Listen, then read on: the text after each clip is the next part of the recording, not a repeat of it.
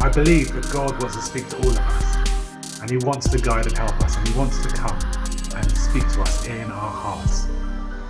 Hi, this is the 5th installment of Hearing God. So, the last installment was about faith. You've got to believe something is going to happen. Now, whether you started hearing God or not, don't worry, just keep going, keep trying, because it is a journey of learning how to access what God has decided to give us. The fifth lesson is space, peace and space. When we are busy and rushing around and feeling tired out or dragged down by the world around us, it's harder to tune into what God is saying to us.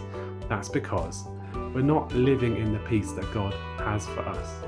We're listening to what I would call carnal mindsets. That's where we let the mind, the way it feels, the way we think, that have all ideas that come from the world around us and not from God, cloud in and speak nonsense to us.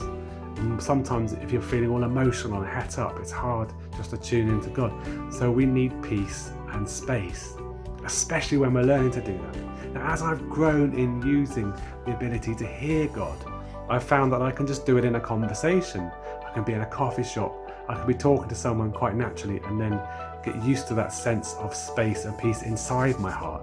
I know it's there, I know that God's going to speak. But when we get started in particular, we do need that peace and space. So maybe take some time out from the TV, take some time away from the kids if you have some. Take some time out from everything, not hours and hours, but just enough to let yourself have peaceful. Great ways to get alone in nature and see what God is saying to you through the things you see around you. But peace and space is something actually that God has given us, something that He's put in Himself and wants us to live in. Now, the funny thing about it is actually it's almost a currency for us who believe in Him. It's a place to be. It's a normality. He says, I give you my peace I leave with you. And that peace comes from the assurance that we can live forever if we believe in Jesus. And that peace comes from the fact that He's in charge and we don't have to worry about things all the time because He'll work it together for good. That's in Romans 8.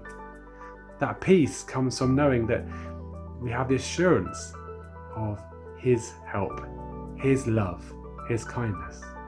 Think about it. All the things in your life that drag you away from peace are worrying about something, are feeling unloved, are feeling no good, are feeling a lack of worth maybe, but all that is undone by God. If you believe, if you understand that God loves you completely and values you as His greatest possession and treasure.